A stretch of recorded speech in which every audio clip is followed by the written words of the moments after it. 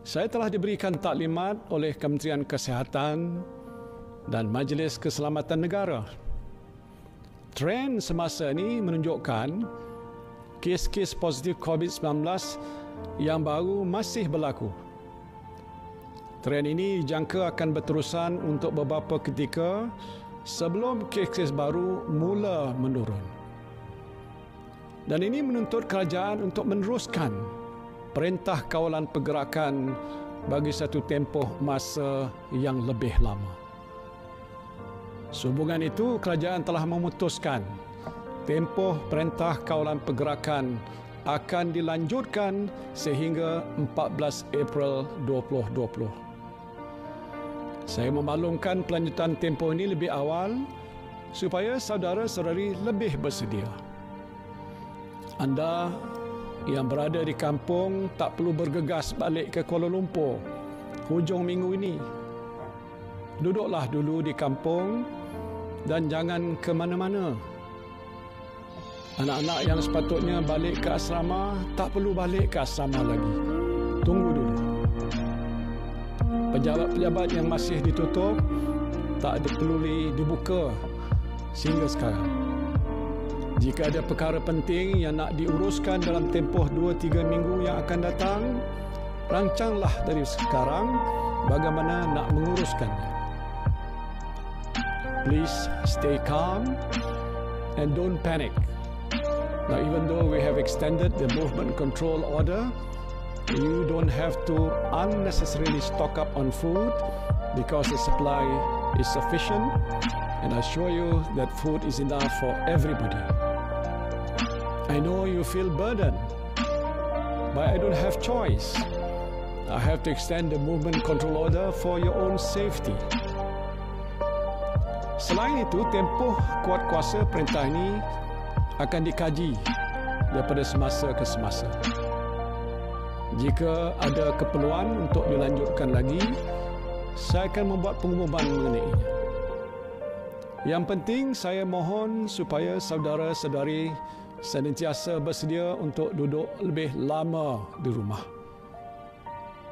Saya juga telah mengarahkan semua kementerian untuk membuat persiapan yang rapi bagi mengurus keperluan asas anda sepanjang tempoh Perintah Kawalan Pergerakan berkuat kuasa. Yang penting, semua keperluan asas mestilah sentiasa tersedia dan mencukupi. Ini termasuklah bekalan makanan, elektrik dan air, perkhidmatan kutipan sampah dan pembentungan, kemudahan komunikasi dan logistik, serta keselamatan dan ketenteraman awam. Saya juga tahu bahawa dalam keadaan ini, ramai pihak yang memerlukan sokongan dan bantuan. Semalam saya telah umumkan beberapa inisiatif untuk meringankan beban rakyat dalam menghadapi situasi yang sukar ini. Hari ini satu lagi inisiatif, iaitu penangguhan bayaran balik pinjaman bank sehingga 6 bulan dan penyusunan semula baki kad kredit serta pinjaman korporat telah pun saya umumkan. InsyaAllah pada hari Jumaat nanti, saya akan umumkan satu pakej rancangan ekonomi prihatin rakyat yang lebih menyeluruh. Pegawai-pegawai saya di Kementerian Keuangan sedang pun bekerja bertungkus lumus menyediakan satu pakej rancangan ekonomi yang akan memberikan manfaat kepada semua. Sama ada anda ini adalah pemandu teksi, pemandu Grab, petani, pengusaha restoran, penjual nasi lemak, penjual goreng pisang, penjual burger, pekerja harian. Kerajaan akan berusaha sedaya upaya untuk pastikan anda semua beroleh manfaat. InsyaAllah, no one will be left behind. Selain itu, saya juga berharap pusat-pusat pungutan zakat di setiap negeri turut memainkan peranan secara lebih proaktif untuk membantu para asnaf yang saya percaya sedang pun menghadapi keadaan hidup yang agak lebih sukar pada masa ini. Berilah bantuan kepada mereka. Mungkin mereka yang sebelum ini tidak tersenarai sebagai asnaf, tetapi dalam keadaan ekonomi yang terjejas pada masa ini, mereka menjadi golongan asnaf yang layak menerima bantuan zakat. Dalam mesyuarat Kabinet hari ini, saya telah mengarahkan Menteri di Jabatan Perdana Menteri Hal Ehwal Agama untuk menggerakkan jentera pusat pungutan zakat wilayah persekutuan bagi mengenal pasti golongan asnaf yang layak disalurkan bantuan zakat dengan kadar seberapa segera. Saya berharap pusat pungutan zakat di negeri-negeri lain juga dapat melakukan perkara yang sama. Organisasi-organisasi kebajikan ataupun charity organisation juga boleh memberikan sumbangan kepada mereka yang memerlukan.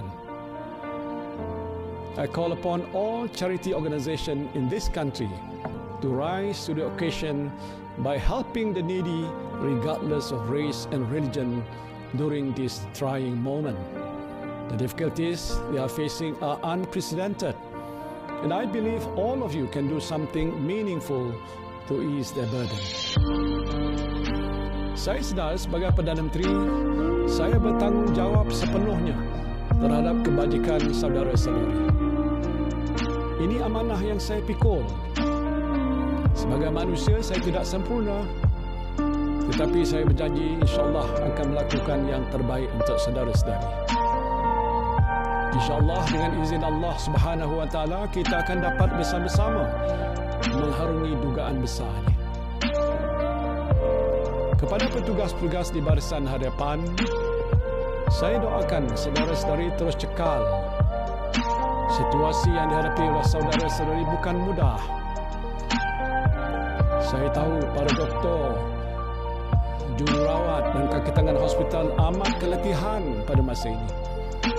Saya telah mengarahkan Kementerian Kesihatan supaya memberikan sedikit masa untuk petugas-petugas kesihatan kita mengambil cuti rehat secara berperingkat sebelum mereka ini kembali bertugas semula.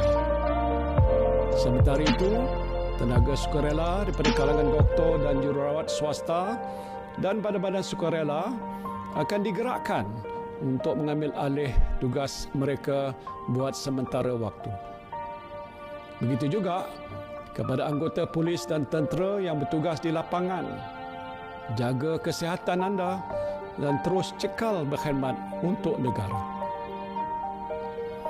Kita telah berikhtiar sedaya upaya kita untuk menangani krisis yang sedang kita hadapi ini.